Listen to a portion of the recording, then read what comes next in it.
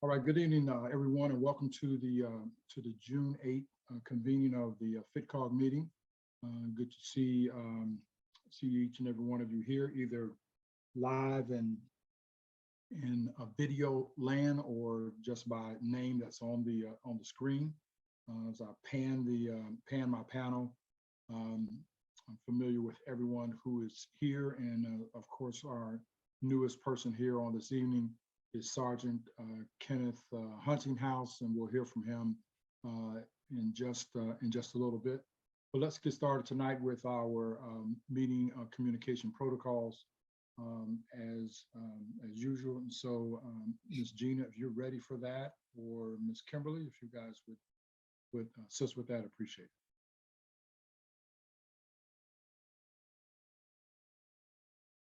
Pastor Ed, I really had I could not barely hear you. Did you call on me? Yes, could you do the meeting protocols? Yes, I'm with you. There you go. You got it. So we will begin with our mission statements. Sorry, I was off camera.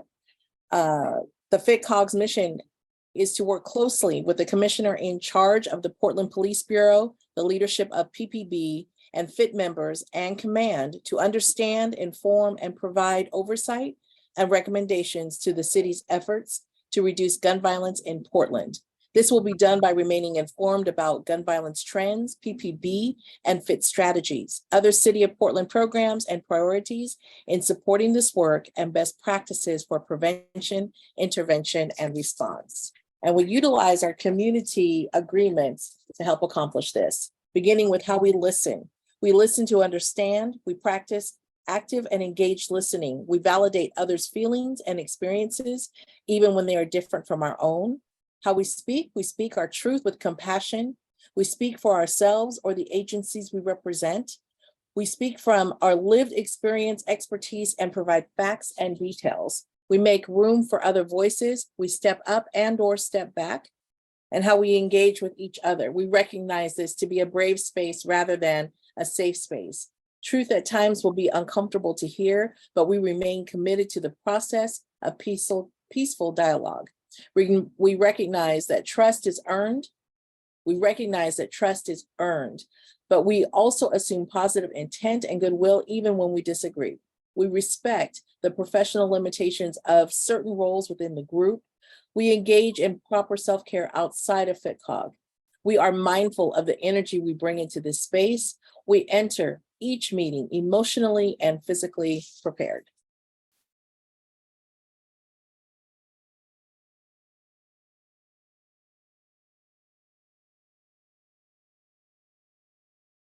Your mic's on. There we go.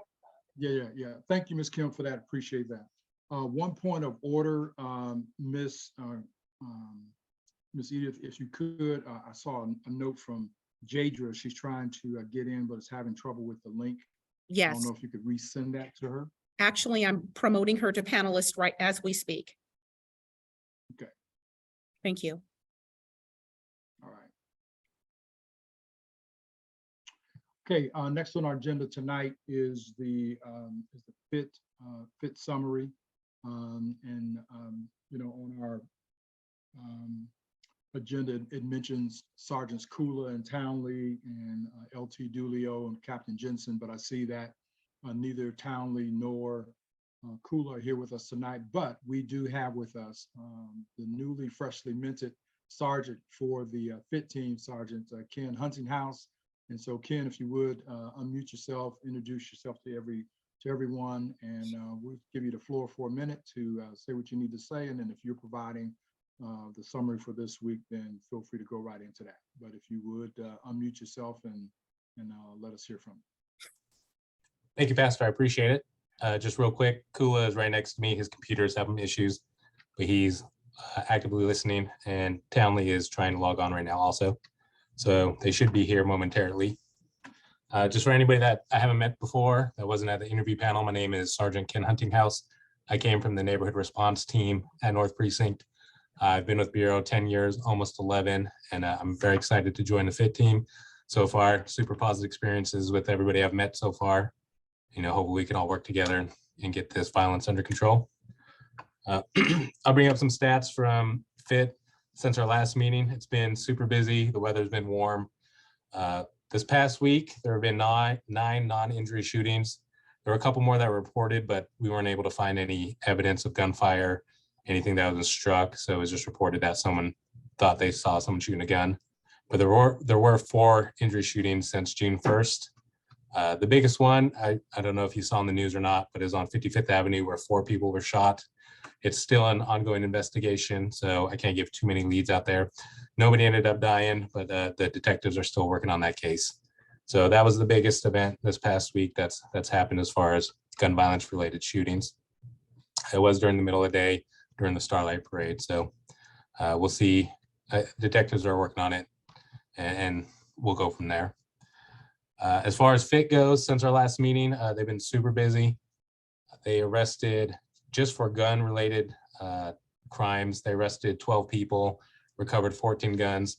A lot of these guns have been, are on people that we directly want to interact with, try to change their lifestyles and get them out of the life that they are involved in. So really good guns that we found people. Last night, the last gun was on, is like a drug dealer kind of group car, sticking right out from under the seat. So, I mean, simple traffic stop, and the gun's right there sticking out. So that wasn't super hard to find, but it was a good traffic stop by the officers. But a total of 14 guns, definitely off some people that need some help in their lives.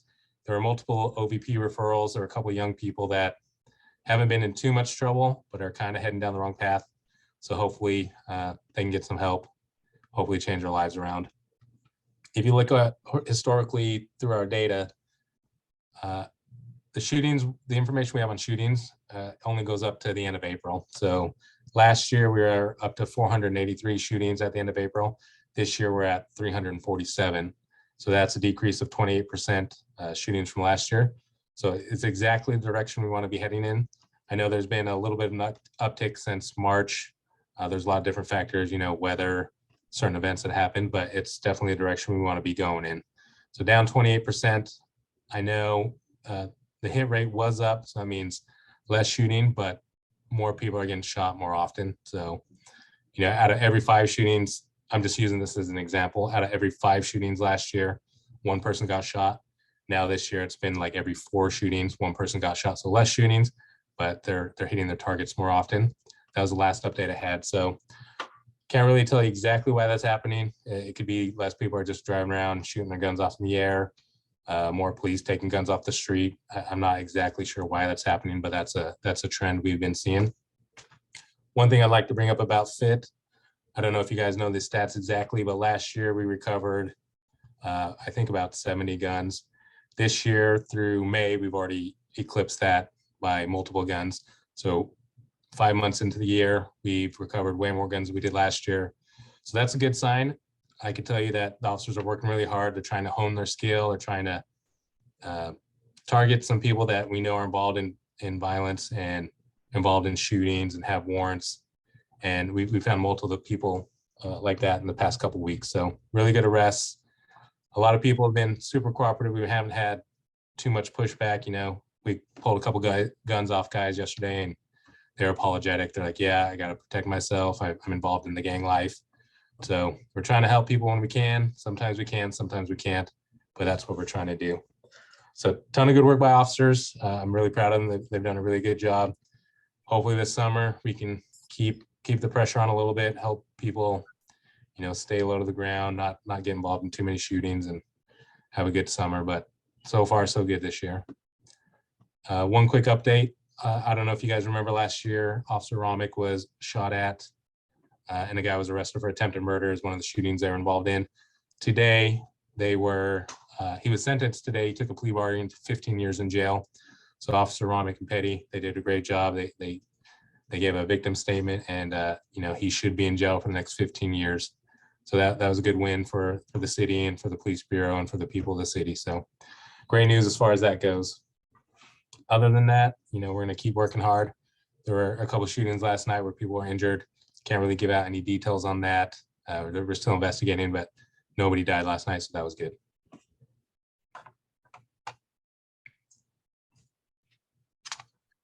Hey, Ken, there's a question in the chat from Stephanie Howard. Okay. I don't have the info on that yet. I mean, there might be, but I haven't looked at, higher capacity magazines. I know one thing, like one of the guys we arrested last week, they have switches on their pistol, so basically turns it into a machine gun. There's extra charges. Some feds are getting involved in those. I mean, these switches are picking up all over the place. So sometimes shootings happen, one pull the trigger and 17 rounds get dumped off in, I don't know, 5 seconds or however long it is. But I haven't been able to look into the shots fired, the higher capacity magazines. I don't have any details on that yet.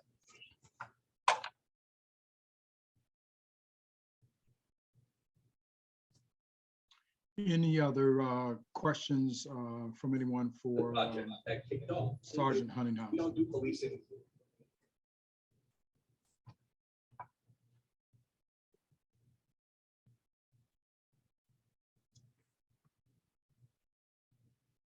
Well, I got a couple questions for you. Just probably a definition of terms or explanation of terminology that I heard you use. Yep. When you say that you guys, there are some guys that you are targeting, can you explain that term targeting and what that is based on? So wanted folks, when people are wanted, we know they're wanted for either crimes or warrants. We're like, hey, we need to arrest these guys. We know they're involved in gun violence, not necessarily like, hey, sometimes they're shooters for this or shooters for that, or they're just wanted. So we know some people that we need to go arrest, and when we arrested them, they ended up having multiple guns on them. So individually targeted based on their criminal history. So warrants or probable cause. Okay.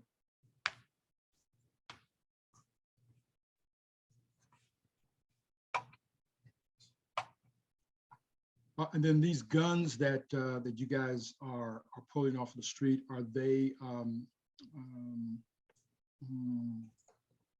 do I want to say this? I know you need shell casings to run them through NIBIN.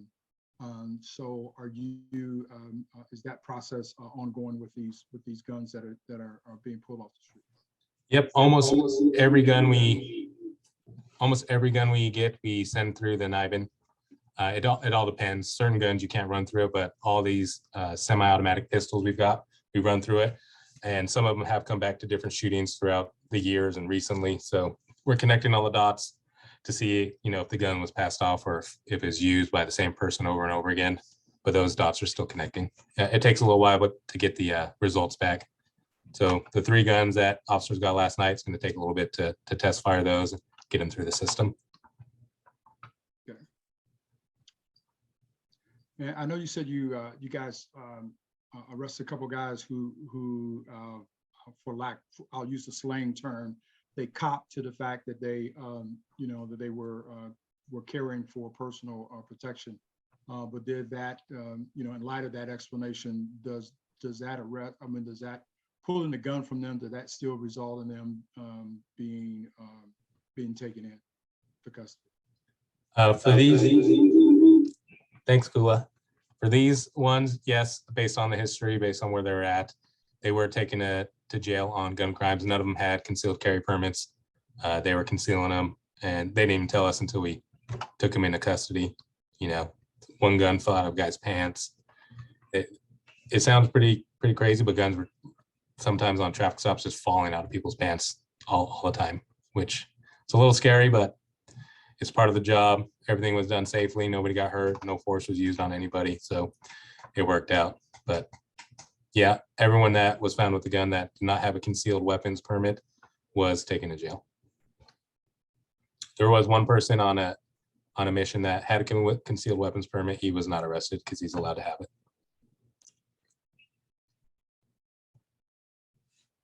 Are you done? Yeah. Okay. Let me dip down into the chat. Okay. Yeah, question in the chat is, can you define high capacity magazine? Yeah, so my opinion of high capacity magazines, like a regular pistol. I'd say like a drum or something that's like. I don't know if you can hear Kula. He's saying a drum. I know we have extended mags that have extra than, like, our gun would hold 16 bullets and then one in the chamber. So our magazine will hold 17. A lot of people we arrest have extended mags, so they have 20, 30, depends how big the mag is. Some people have drums that have way more. So I would explain it as something that's not sold stock with the gun as far as pistols go. I don't know if Lieutenant has a different. Yeah, I mean, I think it's going to be what the law allows and something beyond that. So Washington, I think this law is in place where 10 is full capacity. Anything beyond that's high capacity.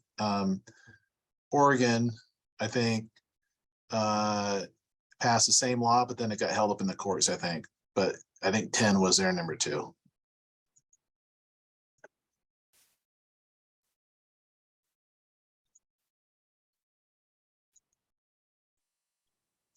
Okay, Victor, I see your hand up. Yeah. Yeah, I hear that you arrest those people because they do not have a concealed gun permit. So what happened after you arrest them? Go into jail, book and release?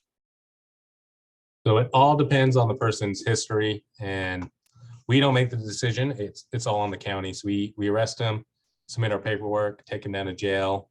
Jail will process them. They have a process called FITCOG, and they have arraignment. So they'll go through the history. They give them scores just depending on, if it's a violent crime, if they have warrants for the arrest, if they miss court a lot. I mean, there's this whole list of things that they go over, and then they decide whether or not they're going to be let out or not. So some people get held, some people get recogged after a couple hours. It all depends. Generally speaking, if you get caught one time with a gun and it's your first time getting arrested, you probably will just go in and get a court date and released. But that's if you have nothing. Thank you. Yeah, obviously, if you shoot someone, they generally keep you longer since it's a violent crime.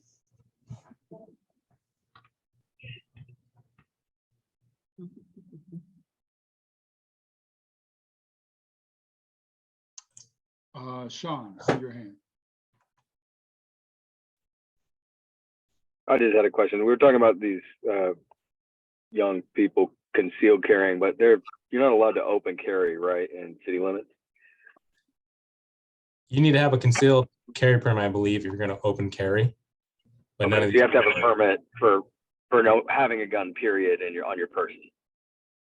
if you're concealing it, like in the cars, then yes, you need to have a concealed carry permit. Or if you're hiding it, like concealing it under the seat or something like that.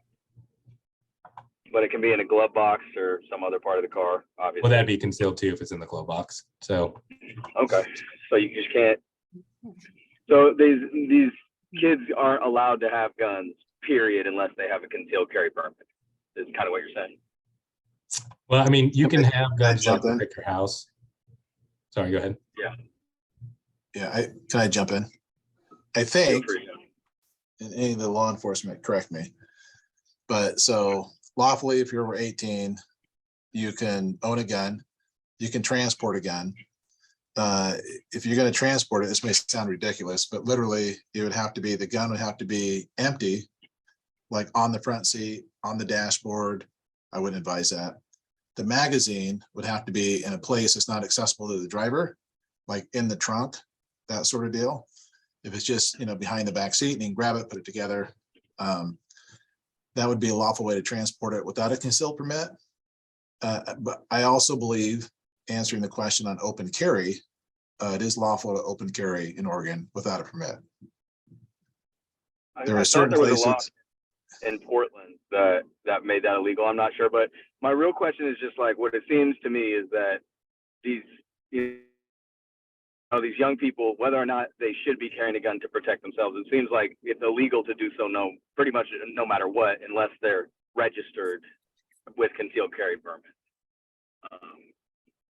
And they're getting arrested for this. Am I right about that? If they're carrying it concealed, we are arresting them for it without a permit. Yes. Okay. Well, I mean, these past 2 weeks, I'm not saying every single time. There's different circumstances that I haven't been, I don't know. But these past 2 weeks, yes. Cool. Thanks, guys.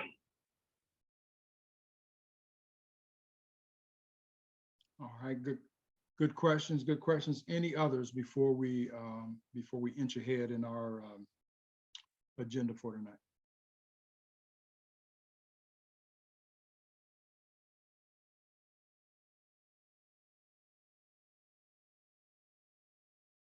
All right, LT or Sergeant Kula, would you guys mind updating us on the status of the detached officer selection process?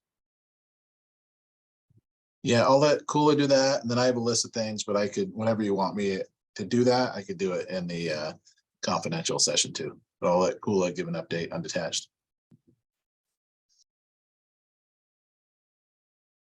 All right, we had, I think 25-ish people that put in for detached. We went through the interviews, as you know, and a 360 and IA review, and we ended up right around 17 officers that we've offered detached positions to, and those notifications went out yesterday. In the next, we're hoping to get it done by the end of this month, but it might go into July. We're going to have some training for them all to attend and go over some things with them. And then after they attend the training, then they will get the green light to come right around with us on patrol.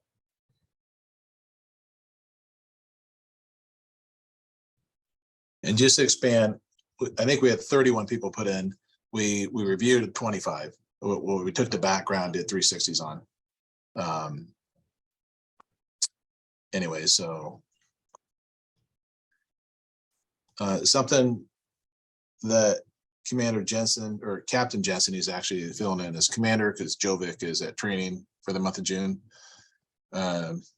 Jensen suggested that when we put on this training for detached, and it'll be a requirement that detached won't get to start working with us until they go through this training. But we also add to this training a, 30 minutes or, whatever time we need for the COG to talk to them. So Pastor Ed, I don't know if that's something that you'd be good with, but I think that'd be good for the team to kind of hear from the COG, because there's still staffing issues within the precincts. We probably can't do it all at once. We may break the training into 2 different dates where half the group selected is on one date, the other half is on the other date. When we figure all that out, we'll let you know. There's time, but I think it'd be good for them to kind of hear from the COG, hear support from you, talk about your guys' expectations, kind of those sort of things. Sounds good. I was going to ask if we would have, if the FITCOG would have an opportunity to address these officers. We'll see after our voting whether or not I'm still in the lead on that, and then who would be there or not be there. So okay. So you did answer like one of my questions I was going to have. I wanted to know what would the training, to the extent that you could address it now, what would that training look like? How long would it be? Where will it be? And who would be available to attend that training? I think we're looking to put on just a full day, which is a 10-hour day. A lot of it would be tactical training around traffic stops, around communication, de-escalation, tactics, the coordination amongst the officers on how to work through a problem. Problem might be, you stop, group of guys, they're gang involved. You see a gun in the car, how to work through that safely. And then, I'm not sure what other training is planned. Sergeant Townley has taken the lead on that, and they're in the beginning stages. So when they get kind of the agenda for the full day, we'll have him present it to you guys. And I thought I heard you say the word communication. So is that communication, how you guys communicate in and amongst yourself? Or is that communication also include communicating how to effectively communicate with the public? Both ways. Communication with the people that you're dealing with, you know, in the car or at a scene or whatever. And then, you know, de-escalation tied into that communication. And then also just communication amongst the team when, you know, in shared tactics.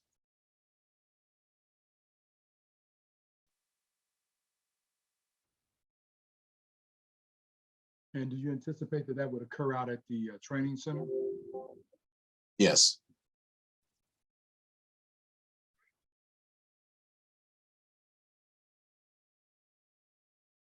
And COG members are always welcome at any of our trainings. The FIT team puts on training once a month, usually on Wednesday evenings. And then, you know, we'll be putting on this training for the detached officers too. Okay.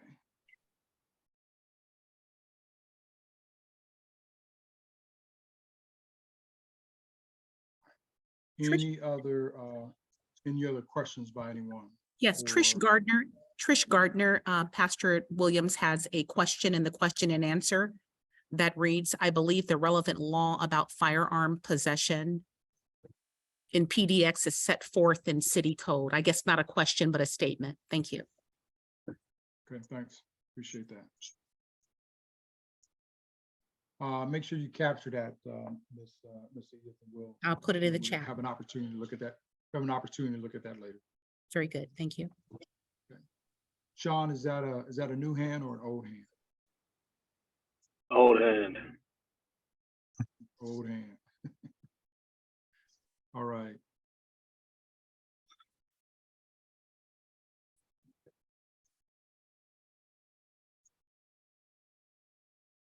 LT, any other quick items you want to share with us before we move ahead, or you want to, was the rest of that more fitting for the confidential session? It could be for either, but if you got other stuff on the agenda, why don't you move forward with that? And then I'm good to go whenever you're ready. Okay. Yeah, I think we do want to move ahead tonight because we've got a pretty hard stop at 6 o'clock because we have to transition from this to a voting issue and then into the confidential briefing session. All right. So I want to move ahead to a couple of old business items that we've been talking about. I saw where there was a semblance of an official sign-up sheet for ride-alongs. Ms. Edith, if you have any update for us on that? Just that several members reached out this week and last week, Mr. Leo, some members of the Community Safety Division as well, but Mr. Leo specifically to request information about a ride-along. And I did forward that to Lieutenant Dulio. He gave me certain days that officers are available or that were fully staffed. But, oh, and also Taylor Stone, excuse me, Taylor Stone, who needs to be accommodated for Friday and Saturday, which I believe the FIT team is going to be able to do. But that's it, just those two members. Thank you. Yeah, Sergeant Huntinghouse reached out to me via email, and I have been coordinating with him. I sent him an email right before this meeting started, giving him some dates that I might be available. So that's in the works on my end. I'll be riding with Amy Lee tomorrow. Wonderful. All right, very good. Okay. And then I know, Ms. Edith, you've been asking for us to connect with you on directly for ways in which I think you gave us like three or four different items for planning purposes on how you could better support our mission, how you could better help us in the work. You know, is that process coming along satisfactory? It is. I've talked to all but two members of the FITCOG, and once I've talked to those persons, I will summarize all comments and forward that to first the chair and vice chair and then to the members. Thank you. All right, very good. All right. And then is there any more work that needs to be done on the stipend paperwork?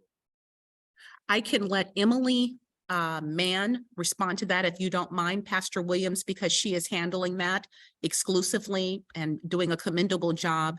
Emily, if you're available, can you comment on the stipends? Yes, hello. So I've been working with Samir and we just figured out how to get them paid. So it should be happening soon. I do still need some paperwork from a few of you, and I will send you an email either tomorrow or early next week.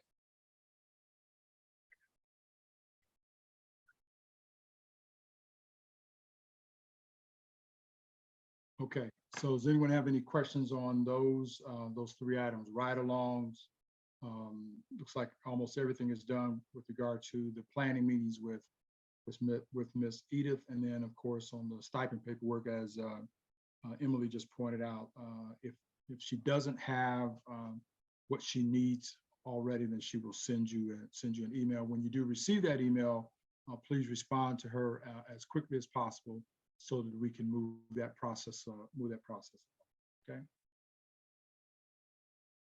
All right. Next up, I want to turn it over to Gina Ronning, and Miss Gina is going to talk us through a document that she drafted a little while ago that we hope to use as a template for future research projects that we work on. But Miss Gina, if you would walk us through the logistics of this document. Great. Okay, so we had talked about as a group, just a quick recap.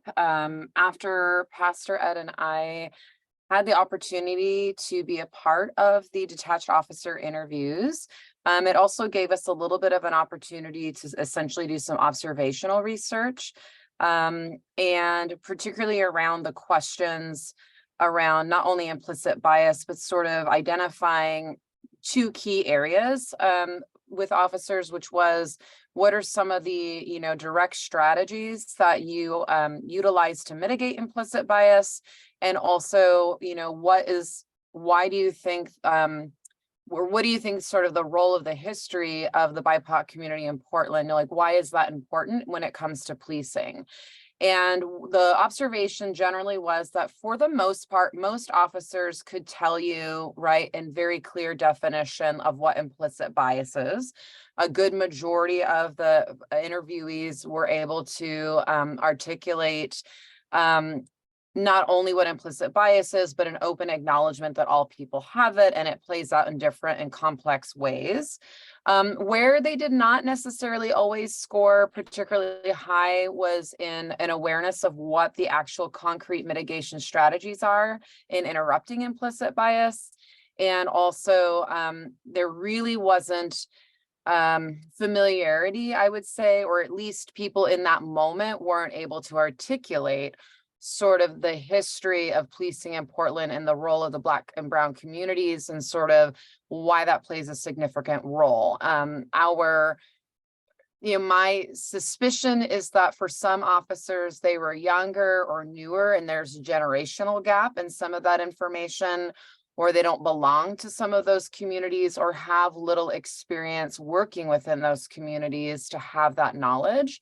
We also know on a greater level that the training division as a whole for PBB does not train on this, and they do not have currently a historical repository that explicitly addresses sort of the historical policing history of Portland within these communities.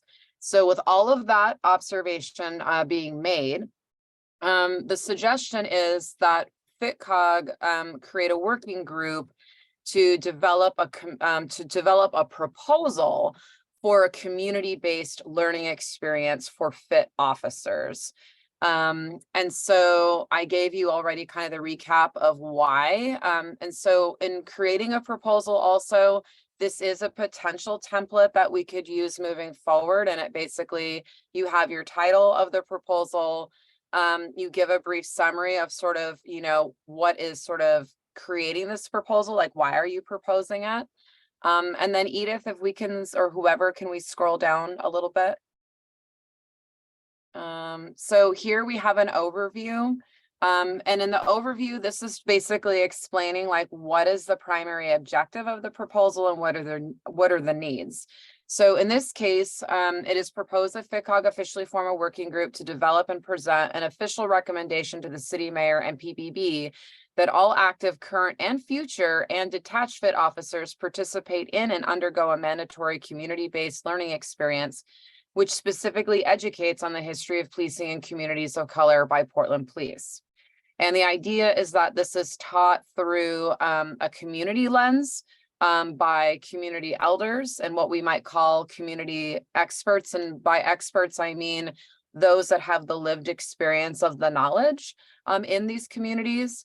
And the objective of this community learning event would be to basically help transfer critical knowledge for FIT officers in achieving their FIT mission as it pertains to building community and building community trust, understanding generational trauma, and the reduction of risks associated with implicit bias. All goals that, from what I could tell, every potential FIT officer and officers that I've spoken with have all agreed that this is these are ideas that they are working towards and wanting to maintain.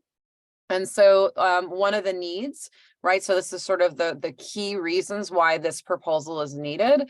The first is that we need to provide and maintain historical information on the policing of communities of color in Portland and the impacts that these historical events have had on these communities, right? And to go even deeper, that helps officers really unpack implicit bias, right? So if we're looking at why is a community member responding a very particular way in a scenario, if they don't have the historical context to understand what has gone on in that community, they might have trouble unpacking that implicit bias in that moment. And so we really want to give the FIT officers as many tools and as much information as possible to really help them be effective in their job. And so the need number 2 would be to provide a respectful and brave space for FIT officers to explore questions regarding this history and to have an open and honest dialogue about what it means to be working within these communities today.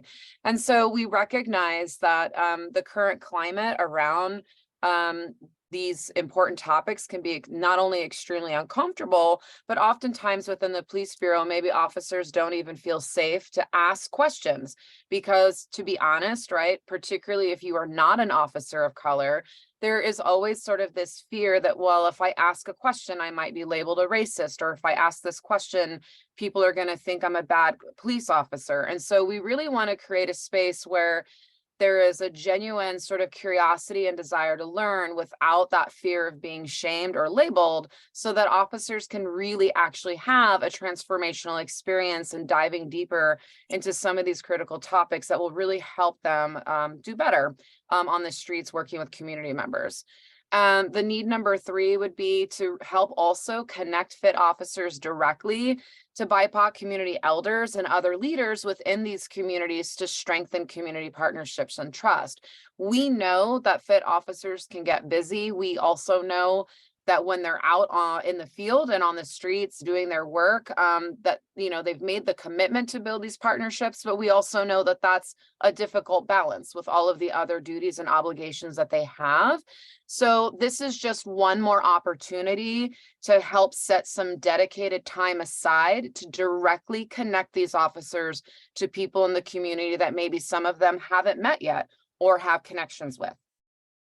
And so the opportunity here is that we formally establish a working group, again, to develop a comprehensive recommendation for FIT regarding a mandatory. And I say mandatory because historically, officers, when they are given sort of opt-out trainings, they don't always attend. And so we really want to make sure that PPB and the city are really showing their dedication that this training is not only important, but is a really critical piece, and making sure that FIT officers are equipped with everything that they need to have in order to build this stronger community piece. And then within our recommendation, Edith, if we can scroll down, I want to go into goals. I'm kind of rushing through this. But there are 3 primary needs, right? So one is that we want to provide and maintain historical information on the policing of communities of color and the impacts these historical events had. We also want to make sure, I think we read these already. we're going to skip past that. Sorry, goals, not needs. Okay, so there are 5 goals. Sorry, I apologize. So the 5 goals are to provide a comprehensive recommendation to the city mayor of Portland PPB for this training as it pertains to the context of policing communities of color. We've talked about that. And to make sure that this training becomes a permanent aspect to fit best practices now and in the future. So sometimes what we see with these types of community-based trainings historically is that they're one-offs, or they're not given the ongoing support that they need to maintain sort of culture change, if you will. So we would really like to see this, right, be something that is more permanently fixed in sort of the DNA of training, if you will.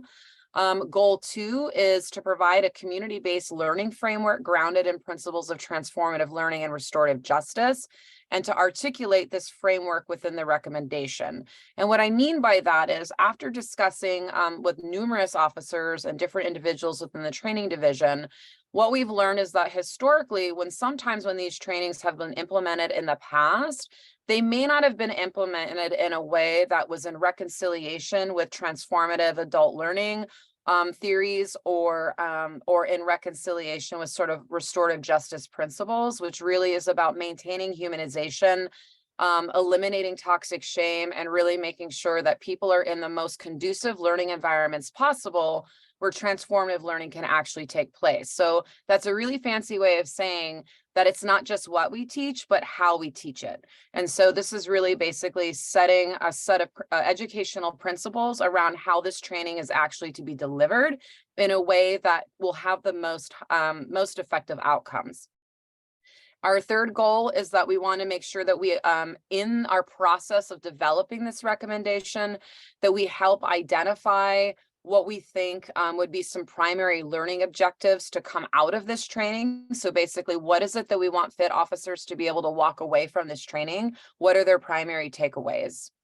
Goal number 4, we want to identify through our own research and investigation, we want to identify who do we think might be some appropriate community partners or individuals that could potentially be a part of this community-based learning curriculum. So we're not necessarily, as FITCOG, going to create the curriculum entirely.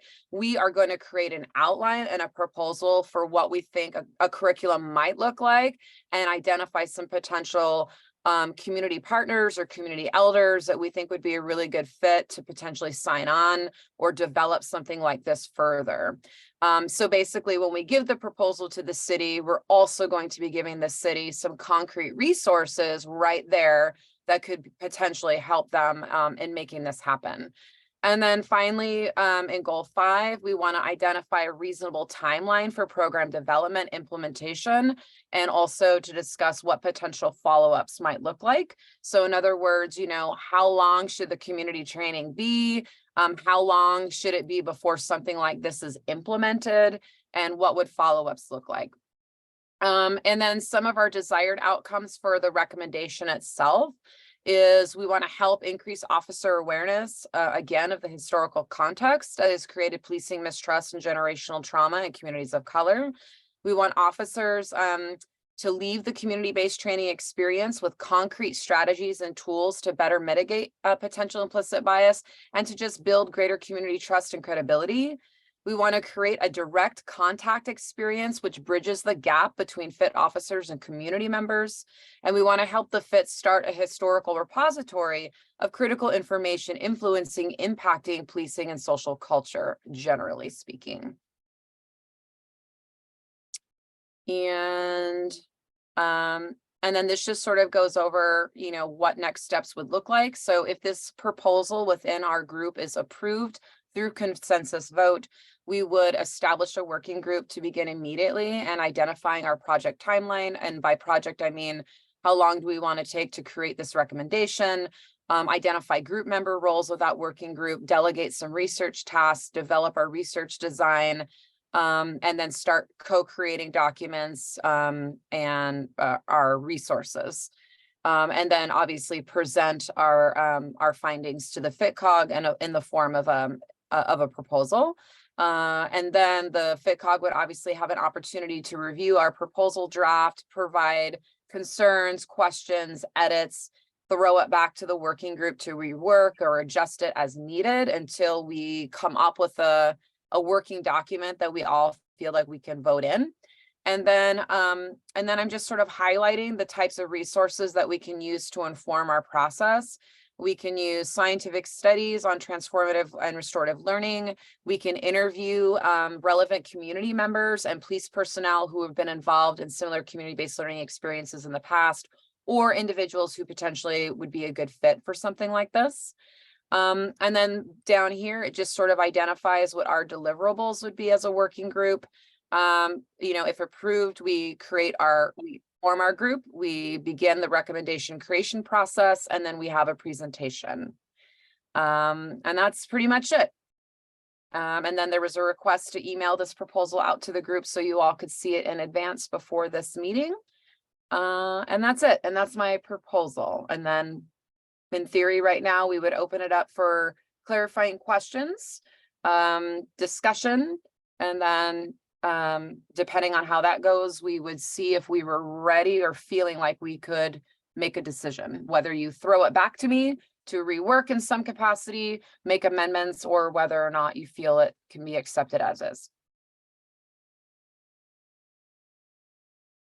And that's my spiel.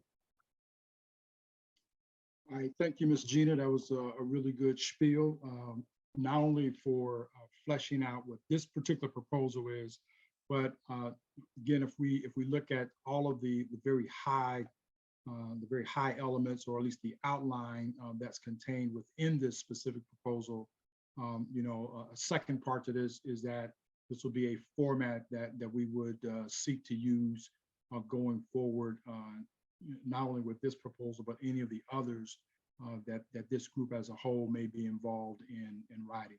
So because we're at a point in our, from a structural standpoint and operational standpoint, sort of a point of inflection, I don't want to draw or lay upon.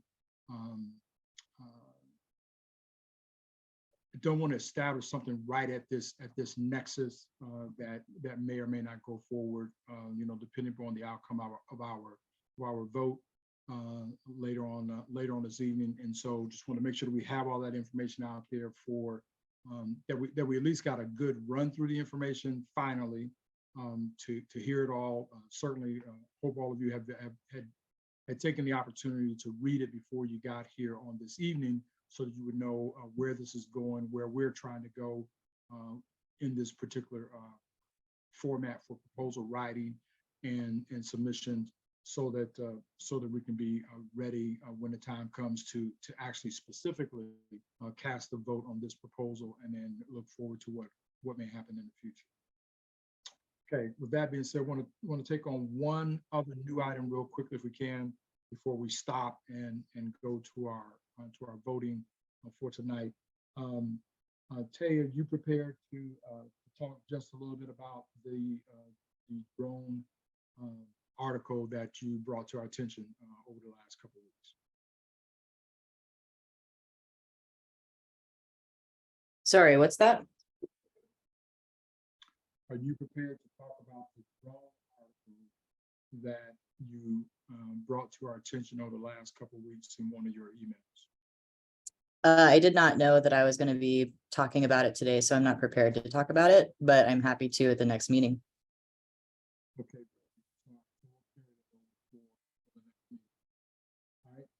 All right. And then just a quick reminder, our next meeting Actually, will be June. sorry. That was Edith that sent out that drone pilot program article from the city. I responded to it, but I didn't share it, I don't think.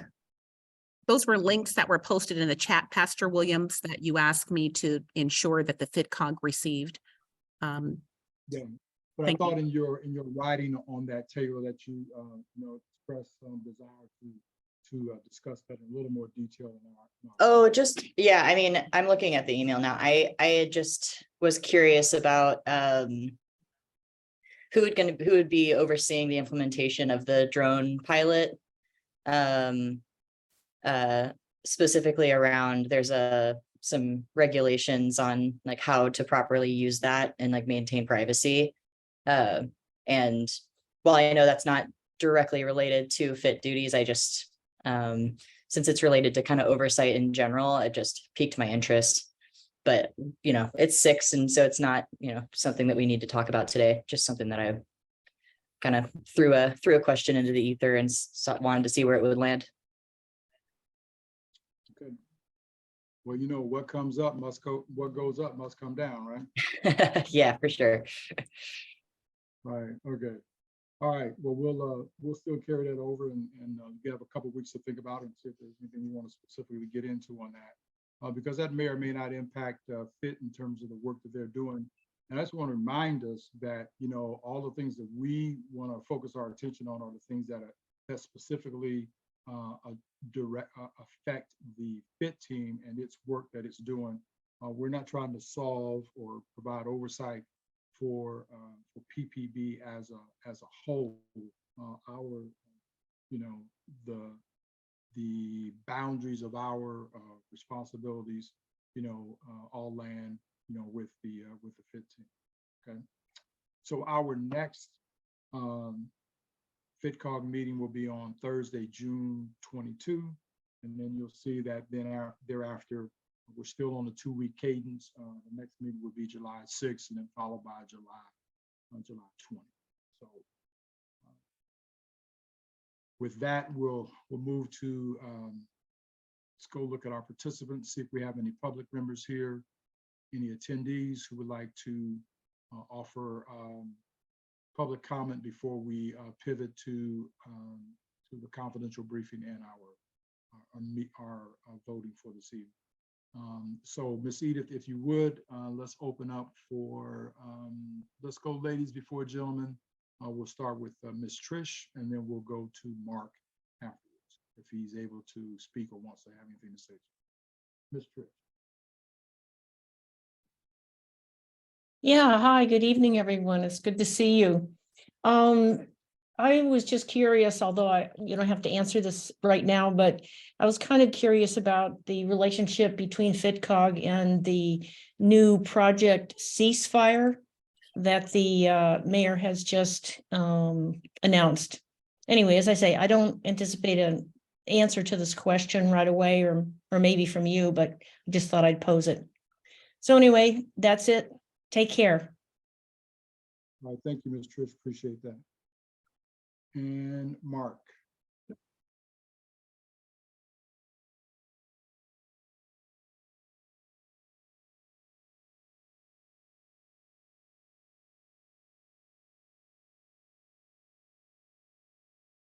See if there's anything in the chat from Mark.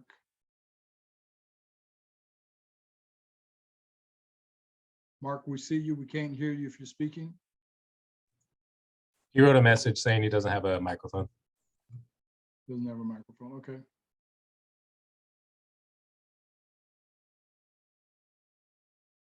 All right. Okay. Very good, sir. Well, as always, we're glad to have you with us on these evenings, and we welcome your continued participation as we move forward. Okay. All right. With that being said, then Ms. Edith, if you would, let's stop the recording, and we'll